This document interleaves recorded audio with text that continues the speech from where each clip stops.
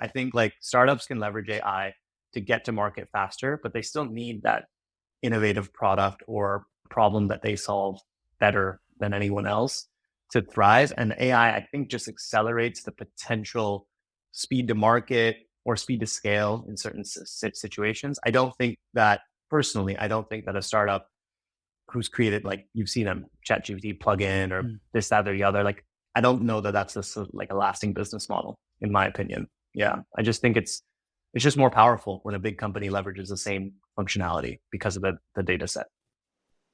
Welcome to Brave. Learn from Southeast Asia's best tech leaders. Build the future, learn from our past, and stay human in between. No BS on success.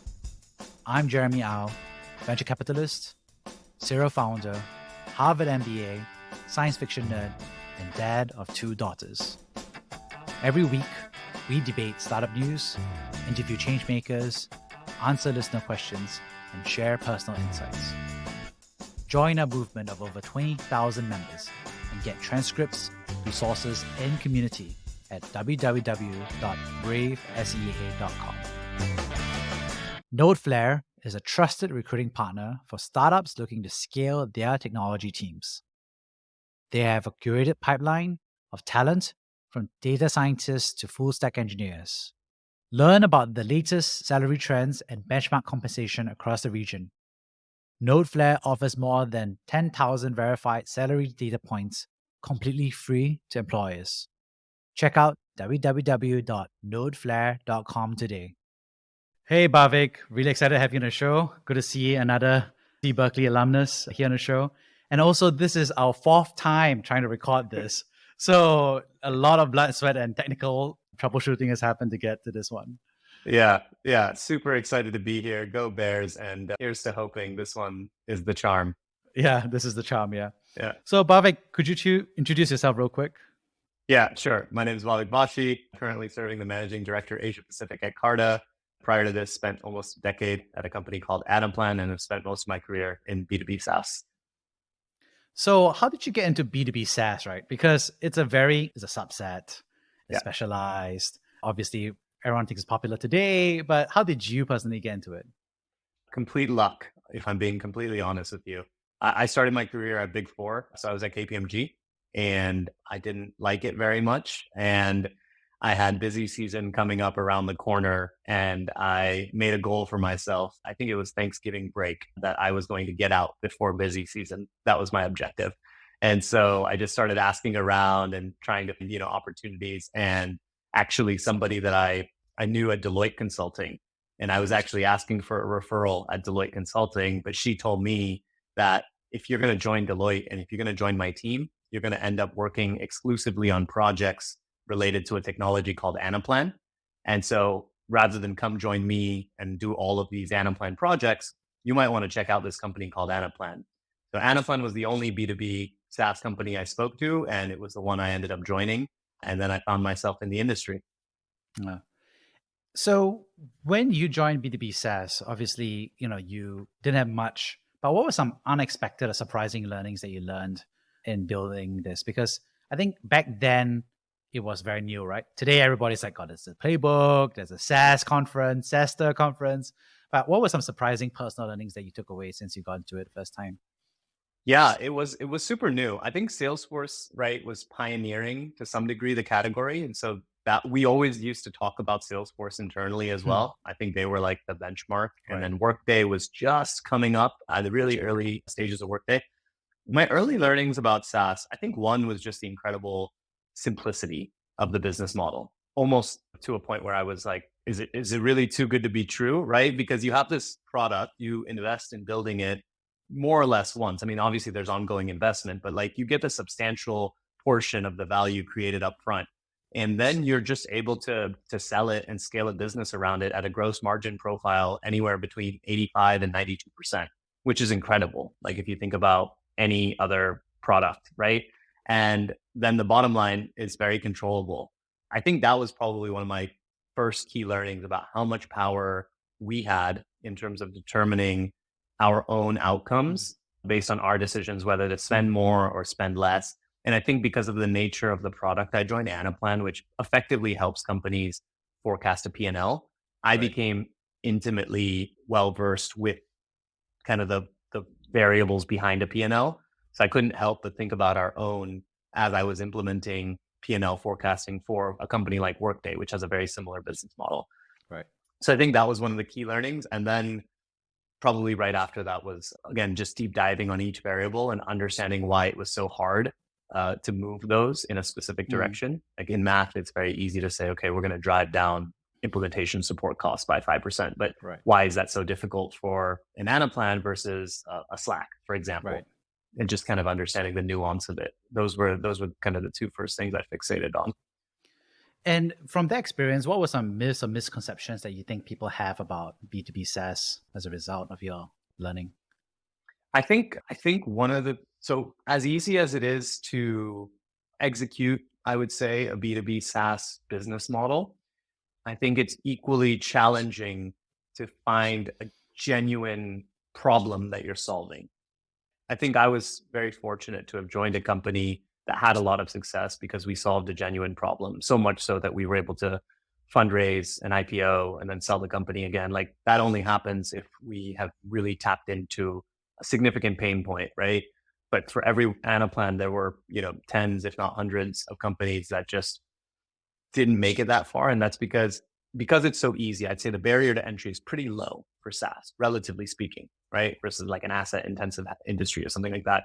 It's also attractive to just try to get something going, but you realize the problem you're solving either A isn't a problem, B isn't that big of a problem, or not that many people have the problem. Like Right. it's very easy to start and fail in SaaS, I think more so than anything else, because it requires a little bit less bravery to get in.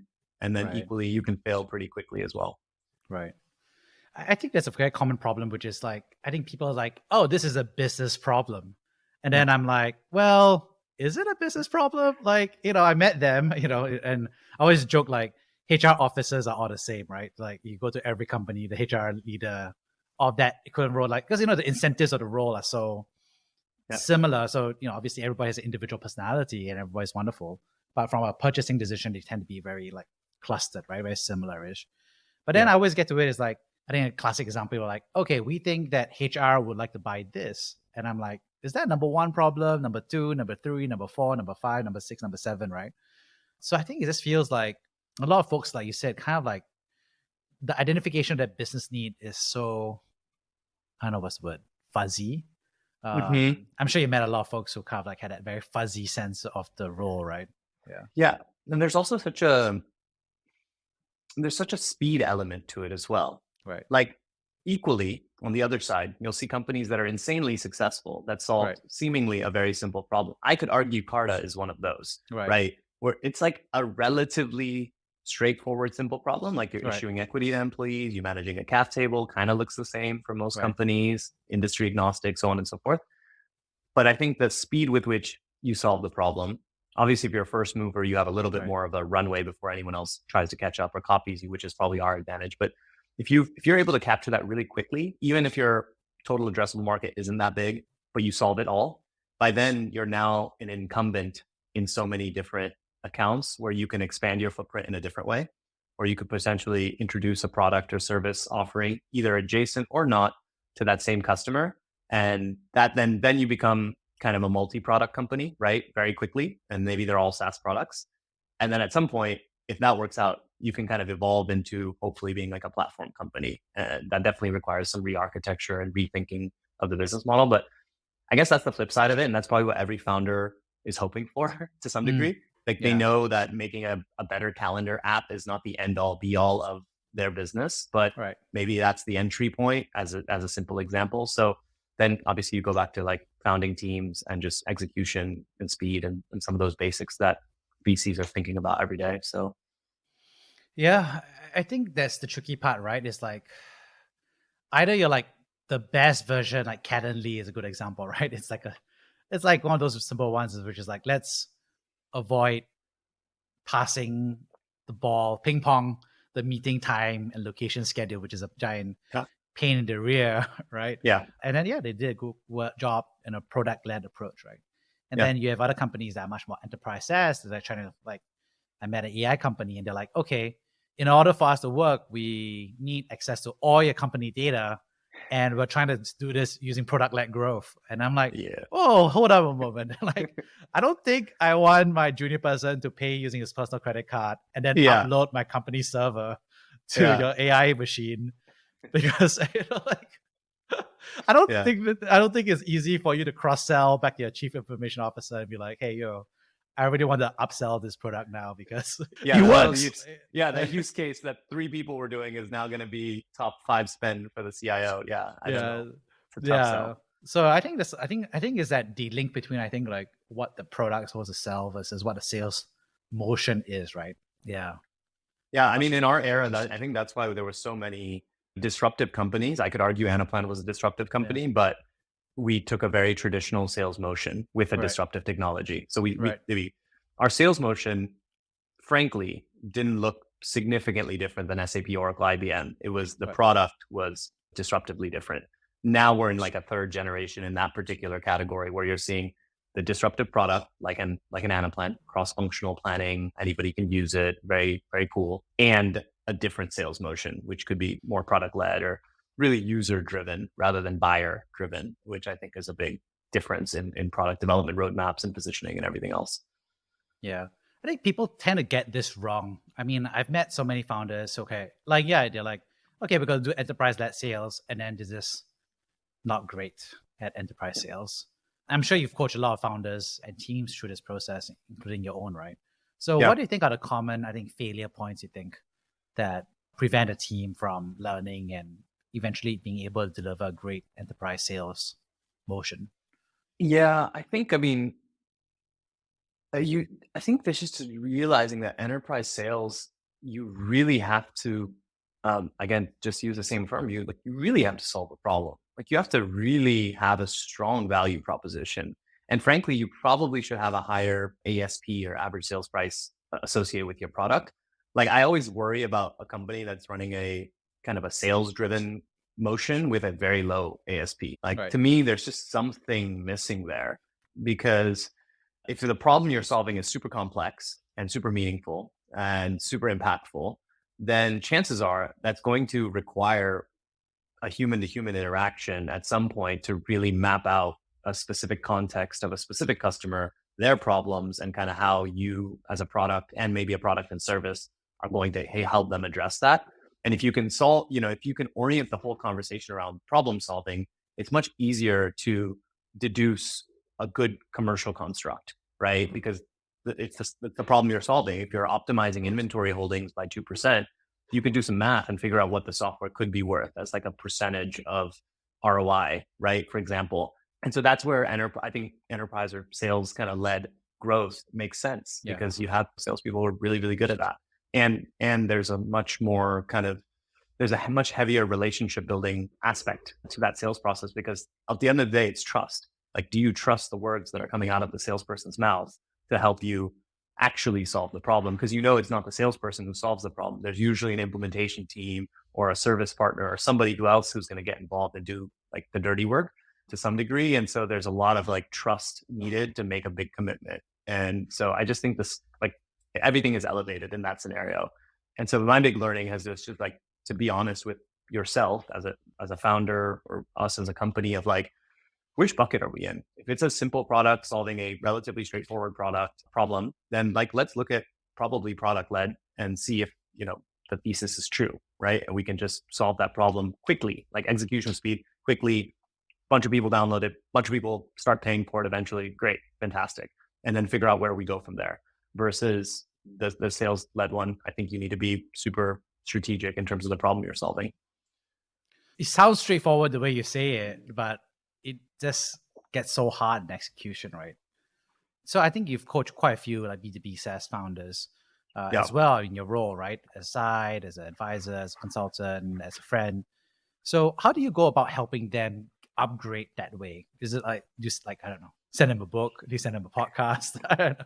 What do you do? How do you go about I'll send them this podcast. No, I it's very bespoke. I mean, that's part of like exactly what we said. Like I would take the same sales approach that they would want to take with their customer and I would take with them to understand kind of Usually I look at the origin story about like, why did you think that this was a problem worth solving? Right. Like what was the genesis of it? So let's go back to that. And then obviously a lot of times the thesis has evolved from then, like once they get into building it, testing it with customers and getting feedback and all of that.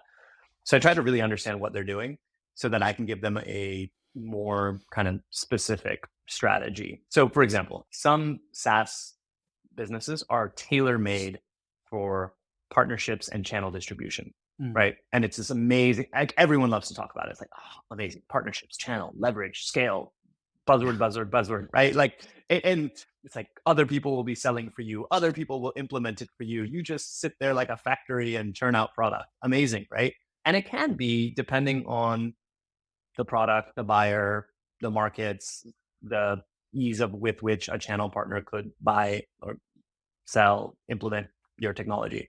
But it's not for everyone. Again, Anaplan being a great example. Like we were not ready for channels and partners, although we wish we were, because there was just, again, too complex, too nuanced, and frankly, distracting as well. Like when you have a product that can do a million different things from a million different people, and then you let the channels decide how the product is going to get distributed, sold, positioned, implemented, it actually can create like a unexpected support burden on you as a company and as a founder, because now the thing you built for financial planning is being used for some really bespoke HR or supply chain thing that you didn't expect.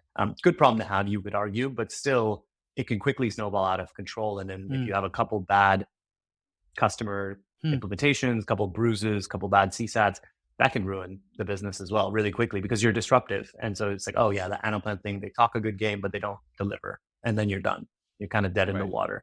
So yeah, it's a very bespoke approach that I try to take with every founder. Channels is just one example. You could say the same for like how you structure marketing, very different ways to do that. Obviously the sales versus product led like sales motion that you talk about, even like subtle things like do you have SDRs, BDRs, both, one, why, cost as well, related to like the gross margin profile and the average sales price. Like what are the cost basis, which then influence the talent that you have? Like, are you hiring freshers and teaching them how to hit the emails and phones, or do you have salespeople that are in their 40s and 50s sometimes because they're selling to Global 2000 CXOs? There's so many. That's what I love about SaaS. Really, is like it's so simple. Like when you zoom out, but the more you zoom in, all the complexity starts to reveal itself. At least what separates the winners from maybe the more average kind of companies. Yeah. And as you think about these average versus stronger companies, what have you seen any innovation or changes or like, I was gonna say revolutions, but maybe evolutions, maybe over the past 5 years that you think have impacted the way SaaS is produced or sold or distributed? Yeah, I think probably the biggest evolution of SaaS is just, I would say, kind of decoupling a lot of the layers of the actual technology stack that's used to deliver the application to the customer or the user, right? Like there was previously, it was like, okay, you have your own data centers and then you kind of, you write your own code and you build your own application. And then you may, within the application, you have different components, right? You have security and authentication, you have calculation engine, potentially you have user interface. These are all their decision choices of whether these are kind of separate or they're modular, right? And previously, you always had to deal with a trade-off. Like if you make them modular, yes, much more flexible in terms of development and innovation, but slower generally because like data, the more times you're moving data back and forth between different things, the slower the end user and ultimately the end user punching in a number and getting a sub-second response versus like a 1 second response makes a huge difference in how you perceive your experience, and so on and so forth, even down to the product adoption and ultimate like end users logging in and using it. And all of those things pretty much have been disrupted in their own right, right? Like you've had cloud computing, everyone knows, come in, take off that whole data center thing, right? Okay, so it usually makes sense to do it with them until a certain point when it doesn't. And then you have to either renegotiate or decide what to do. Then you have microservices, like from an API perspective, which has completely changed product development, you could argue. But you could really have everything be super modular and talk to different components and change those linkages pretty easily, which again, then gives you a lot more possibilities in terms of having like your interface layer have nothing to do with your calculation engine. And then you can start reusing components. So I think the whole like, it's really more technical, I feel, the revolution Right. more than anything that has changed the way you think about developing SaaS. And obviously that has an impact on how you go to market with the product as well. But I believe the revolution has been mostly on the technical side over the last 5 years at least. Yeah. Right. And I think there's a lot of buzz around AI, right? Yeah. So I'm sure you must be thinking about it all the time, right? In terms of like, it obviously changes how technical code is written, it changes Yeah. how sales, chat, customer service, Yeah. sales could potentially be done. Then Yeah. obviously people are talking about, oh, maybe we have micro SaaS businesses that could be done by one person. Other people Yeah. are saying that AI is going to benefit the large companies that have the data instead. So, Yeah. I mean, let's just start and take a step back and to say, like, how do you think it impacts B2B SaaS from your perspective? Yeah. Yeah. Wow, that's a big question. It is, yeah, it's got a lot of buzz. Gratefully so, I would say. I was a little bit slightly more bearish on the Web3 buzz. I may be wrong for that, but just as personal, right? And a little bit more bullish on the AI buzz. Maybe it's just because I can more quickly understand its applications and use cases. Like, and I think we're seeing that, right? Like like AI is getting integrated into every product and service we know quicker than Web3 ever did, right? And I think for me, I break it into a couple like broad areas, right? One is commoditized AI, right? Which is stuff that everybody can use to enhance their offering, right? So like I think a good example is probably like the chatbot, right? Like simple. That's actually already been there, like to some degree, right? Before this whole like revolution happened, like people were using like bots and stuff. And the like productivity AI, like, okay, guessing what you're about to type or guessing how to finish the formula you're writing, things like that. I think that's much more commoditized. So I think every product and service we interact with will have to integrate that in. And if it doesn't, we won't use it anymore. And it's pretty simple. It's not a differentiator, in my opinion. Like, yeah, being quicker to adopt it, you may get user migration that then stays with you and doesn't re-migrate when like the competitive product does the same thing. So it's a little bit of an opportunity, but like short term. I think the long term opportunity with AI is really AI. There are two components at a very high level, in my understanding of it. It's like the data set against which your AI learns, right? That's like one big variable in the equation. And then it's like kind of the intelligence, like the learning model that you are able to build that can take any data set. So those are the two things, right? Like ChatGPT is right now like the learning model that everyone is like leveraging, right? Because it seems to be the best we've seen. And the data set they've given it is kind of like the internet, right? And up until a certain point. So I think in AI, two companies, there are going to be companies that work on learning models. I think those are few, right? Because that's it's a big barrier to entry. Like you have to Right. have been working on this for a long time. Like you're not just going to catch up overnight on the learning model itself. Everyone we see right now is like leveraging that learning model to apply it as a productivity hack. The second, which I think is quicker for non-AI companies to potentially figure out and leverage as a wedge, Carta included, is data set.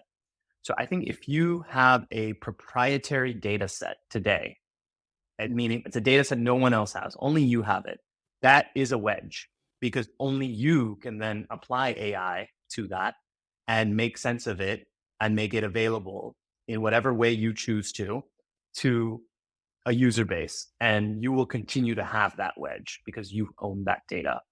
I think that's a big one. And so I think, like I said, Carta, I think has a really unique opportunity there. 35,000 plus private companies using us for cap table, 5,000 plus funds using us for fund administration, so on and so forth. That gives us a lot to work with. There are other, a lot of other companies. I think I've seen some companies doing that with their own data sets. I think that is the kind of the medium term opportunity, like short term productivity hacks, media term, use proprietary data sets, come up with interesting value out of that. And then long term will be obviously evolution of the learning models themselves.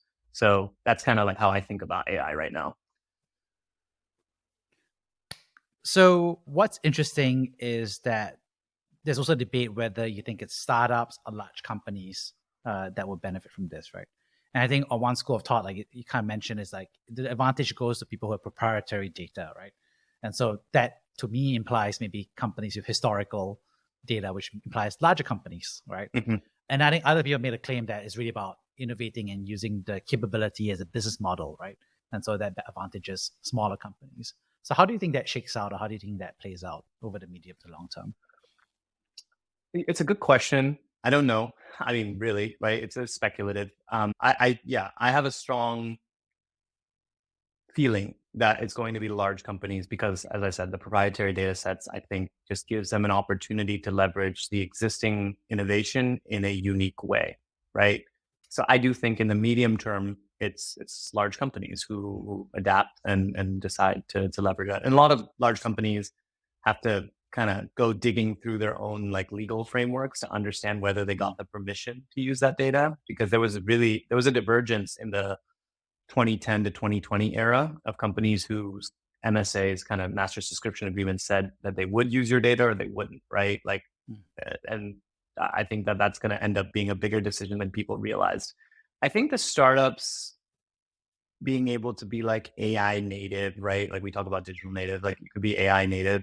I think certainly there's an opportunity there because we all know how hard it is for large organizations to move. And like, no matter how hard they try, they will not leverage AI to the fullest. That's just a matter of fact. And so there's certainly opportunity, but I don't think it's the business itself. Let me put it that way. I think like startups can leverage AI to get to market faster, but they still need that innovative product or problem that they solve better than anyone else to thrive. And AI, I think, just accelerates the potential speed to market or speed to scale in certain situations. I don't think that a startup who's created, like you've seen them ChatGPT plugin or this, that, or the other, like I don't know that that's like a lasting business model, in my opinion. Yeah, I just think it's just more powerful when a big company leverages the same functionality because of the data set. Yeah. So I guess maybe another way of saying it is the advantages accrues to those with a proprietary large data set. And the question is, it's more likely a large company can figure it out rather than a small company to have early access to that. But doesn't mean a small company can't figure out how to build it themselves, right? No, I think a lot of the companies that have huge opportunities are like data companies. They are like ZoomInfo is a one that's known pretty well. I think data companies have a unique opportunity right now to just introduce new products to market, like, and new services to market. So that'll be like a very specific, interesting space that almost every B2B company consumes from, right? Like most B2B companies will be subscribing to data sets because you're looking for accounts and contacts and everything to drive your sales-led motion. So I think that's like very immediate. I've been waiting as a potential buyer. I've been waiting to see something cool there. Yeah. And I think that makes an interesting case, right? Because then, I don't know, a lot of technology feels like it generates new companies, right? New startups and everything. And then, I don't know, in my head, it implies into my head that this wave of AI startups are not really going to be startups. It's going to be a technology that really gets distributed across the existing incumbents in that sense, rather than a new wave of companies. Yeah, I don't know. I don't know. Could be a lot of M&A though, right? Like, like I said, large companies are slow to move. If a startup gets going with something that makes a lot of sense and they show some early traction, that could be just the easier path for a big player to say, okay, you know, right, we'll just go ahead and pick that one up and integrate it into this product or the whole company or whatnot. And that's not a bad outcome for the startup or the investors, right? So like, I do think it's a tailwind, right? For startups. It just may not be like iconic standalone IPO and beyond brands that sustain forever. Which yeah, that's an interesting one. Where it feels like we're going through like it's not a word, but like a reconglomerization of industry. Like this happened way back in the day, and you see it in certain ASEAN markets. Like Philippines is a great example where it's like run by 10 families with these huge conglomerates. India being another one. But you've seen that at like a global scale almost now with some of our big tech players. Yeah.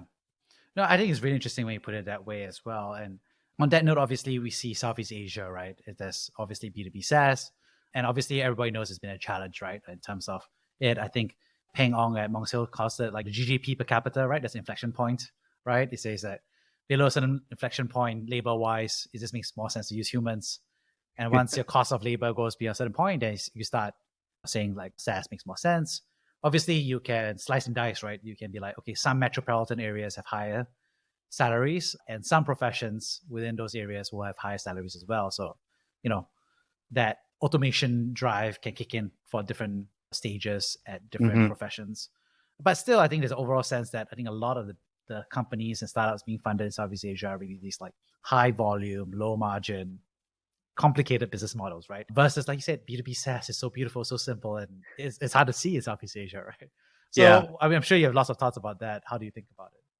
Yeah, I mean, I hope I'm quoting it correctly. I think it was Jan Capital, their report, right? Which showed the emergence, albeit somewhat slow, but emergence of B2B as a bigger share of the overall kind of venture backed startup and just generally where money is flowing. And I think we're going to continue to see that trend, right, as the next wave for Southeast Asia. I think because what we talked about, like you're right in terms of what you're going after. Like, I think it's still easier to go after large enterprise companies, to your point. Like the value proposition resonates so much more loudly and easily for a large, complex company than it does like a small startup. But again, the SaaS gross margin profile just allows you to be innovative and play in multiple different segments at different price points and gives just you a lot of commercial creativity in how you go about constructing your business. And so I don't want to underestimate the innovators ever,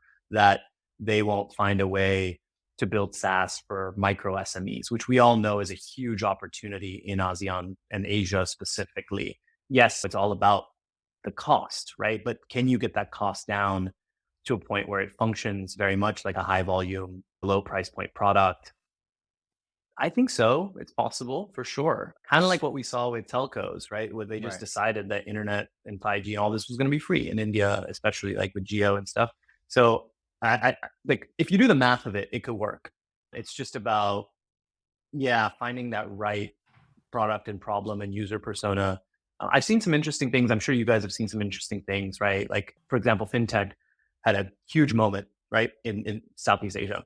Right. And now I can see that evolving into SaaS, like fintech Yeah. SaaS, right? And you're still catering to a lot of those people who have started using your payment gateways and payment rails. And now you're building like very simple SaaS functionality to help them track their budget and expenses and other components of their business and just like elevating the maturity of business at the most kind of the most federated level of the economy, thinking like farmers and really like down into the bottom of the overall like supply pyramid for any product that we might actually end up consuming.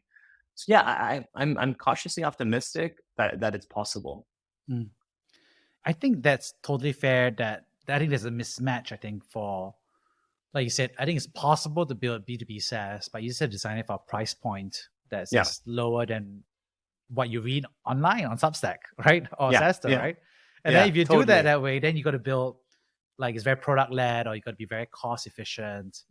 I think you got to be dang sure about your unit economics. I think there's so many SaaS Yeah, companies I'm mad, and I'm basically redoing their lifetime value and the yeah, customer acquisition cost, because I think they tend to, well, underestimate the lifetime, I think, of the companies that they have. yeah, And they tend to overestimate the margins because they don't load in customer support and sales yeah, time and all these other things. yeah. So I don't know. It's just I think, I think that's the big problem. I think there's a window, but I requires think discipline. there's also an opportunity. So if you think about like an Asia company, right? Any SaaS company, generally, again, broad strokes, right? 50 to 70% of their costs will be people costs, right? The beauty of the business model. Everything else Right. is like pretty controllable, right?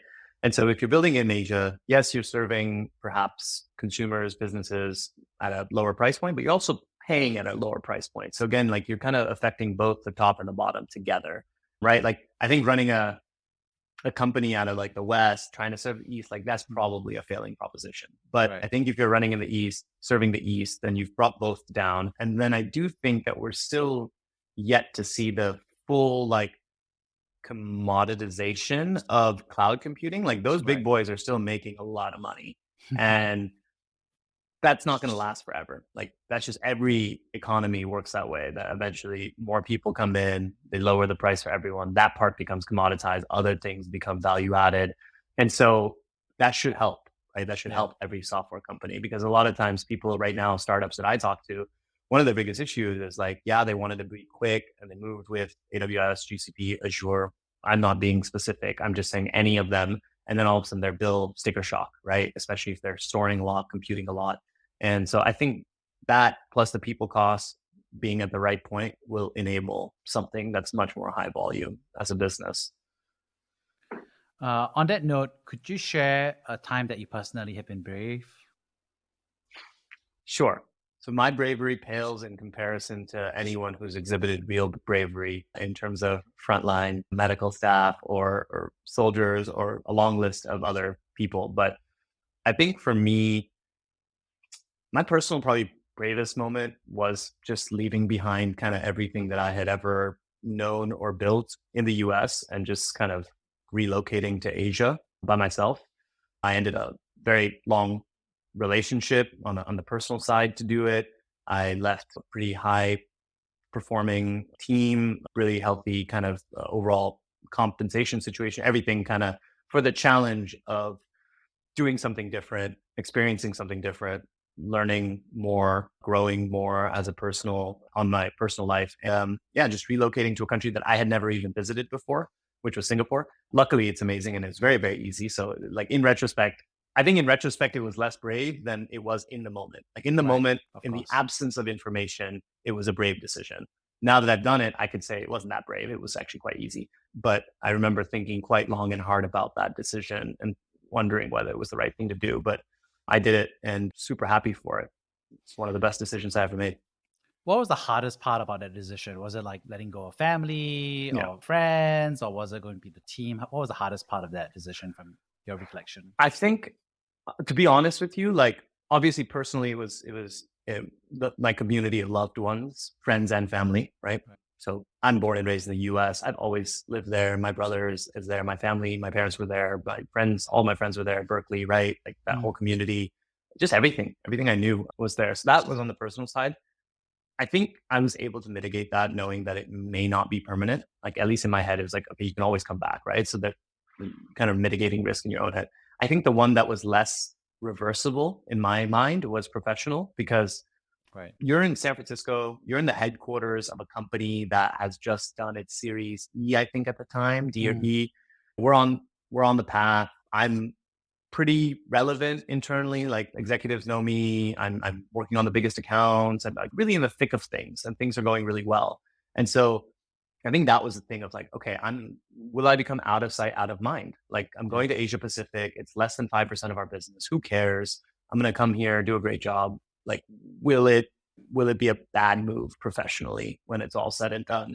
That was, I think, the harder part because I felt like it was less reversible. If I came here and did 2 years, it's not like you can just waltz back. Your friends and family, they'll take you back, like if they're good friends and family. But the company may have moved on, Yeah, right? yeah, Your yeah, job may not be available. yeah, There's so many risk yeah, factors, right? They always say yeah, it's all about timing. So that was, I yeah. think, for me, that was probably the thing I thought about more. Great. On that note, thank you so much for sharing. I'd like to kind of summarize the three big takeaways to go from this. First, of course, thank you so much for sharing about B2B SaaS. I think there's so many, I think perspectives, I think, on obviously what makes good SaaS, but also what your personal learnings were, what were the surprises, and what are the kind of like errors that people have when you think about it, or even when they start building it. So it was really interesting to hear about how you go about coaching founders and working with teams to make things happen. And I think that's very valuable to kind of go through that process. The second is about AI. I think you did great job kind of, I don't know what's the word, spitballing and brainstorming with me about how it is. Like you said, we're both probably horribly wrong. We gave it a shot and We took a stand. we took a stand. We did. We weren't like wishy-washy. We're like, oh, Yeah. it works for everybody. Yeah. But I thought it was just a fun kind of like speculation, but also I think some hypotheses around what we thought could happen in terms of it benefiting those with proprietary data sets and how it could be a good opportunity and tailwind for startups to kind of like have a growth story play out using AI. Lastly, this was brief, of course. Lastly, I appreciated you sharing a little bit about your moments of bravery in terms of your move to Southeast Asia and Singapore. I thought that was a nice moment to talk about how like some parts are reversible. In other words, your family can accept you back again. But I think professionally, it was a big jump for you. So thank you so much, Bhavik, for coming on the show.